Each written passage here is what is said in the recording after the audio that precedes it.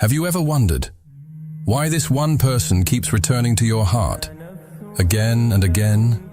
Why, despite the silences, the distances, the unanswered prayers to forget, your soul doesn't move on?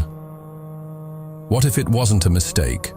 What if every moment you shared, every memory that keeps haunting you is not a coincidence but a divine appointment? Because when something is written into your qadr, into your destiny, no distance, no silence, no separation can erase it. And as long as this person is part of your divine journey, they will reappear in ways that feel like fate. Until the time is finally ripe, stay until the end. Because what you're about to understand may be what your heart has always sensed, but your mind never dared to admit. He didn't love her. Not the way the world defines love. It wasn't a typical romance. It was a moment, a knowing. The first time he saw her was at a wedding. She sat 2 tables away, surrounded by people, yet somehow distant from them all.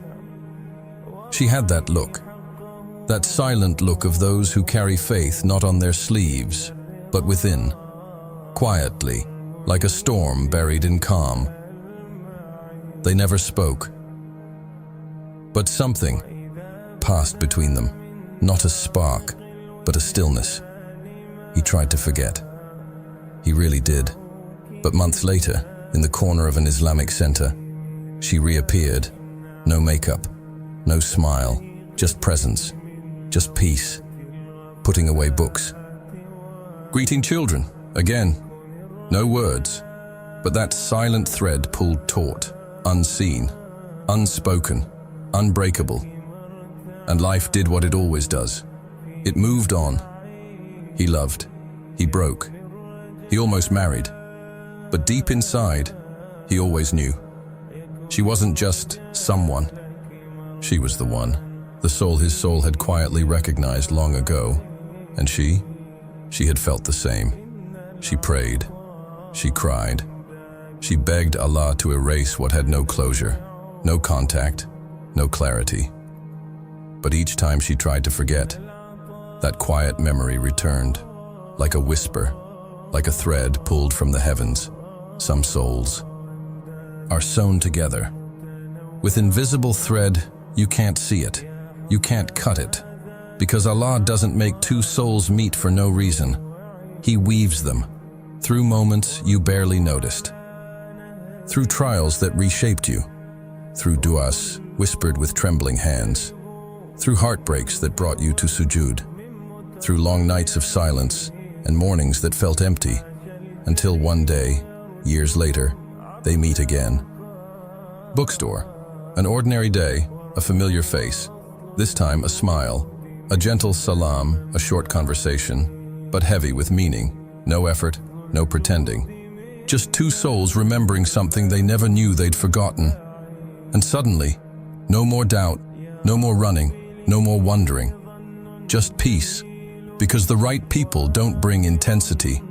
They bring stillness, the kind of stillness that only comes after storms. The kind that arrives when the heart has learned patience, when the soul is no longer desperate to be seen. Allah doesn't send someone to complete your emptiness. He sends someone when you're no longer empty. Not to fill a gap, but to share a light. 2 whole hearts, meeting with calm, with clarity, with purpose. It wasn't coincidence. It was timing, divine, precise. Written before you even knew what to pray for. And maybe you don't need to understand it. Maybe it's not for you to analyze. Maybe all you need to do is thank Allah, because some souls are sewn together, not with chains, not with conditions, but with invisible thread that stretches across years, across miles, across every heartbreak and healing, until it quietly, softly, pulls them back together. And this time, they stay. But what if they're still in your heart, even after? Everything. You did the right thing. You blocked, you unfollowed, you prayed, you told yourself it was over. You whispered du'as through tears, begging Allah to take away the longing. But the ache didn't leave. It wasn't obsession. It wasn't fantasy. Just an echo in your soul that wouldn't fade. And you ask yourself, why? Why does this one person still live in the quiet corners of my heart? Not in my daily thoughts, but in that secret space no one visits. Why do I still feel them, even now? You don't want to. You wish you didn't, but you do. And you wonder, does this mean I'm weak? Does this mean I haven't healed? No, you're not weak. You're not failing. You're being shown something, because there are some souls your heart didn't choose, but your soul recognized. And sometimes, Allah doesn't remove a connection, not to punish you, not to confuse you, but because it's not finished.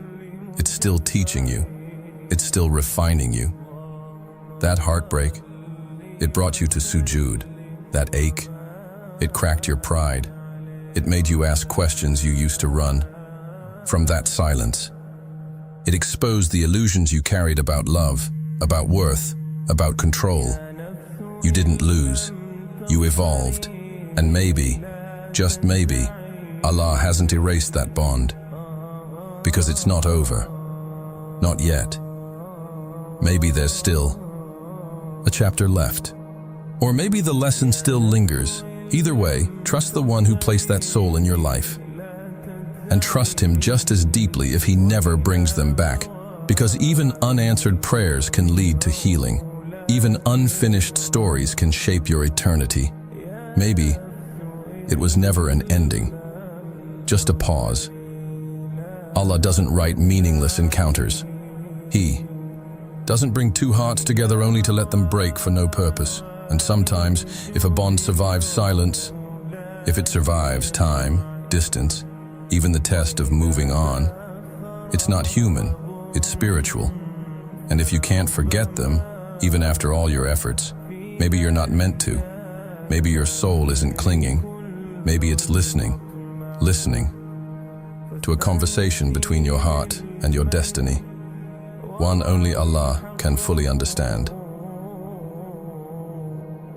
The mirror soul, you are a drop of water, tiny, clear, lost in a world of waves.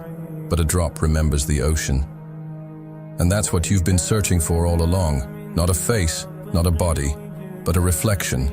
You've passed by smiles, voices, feelings, and still, something was always missing. A strange emptiness.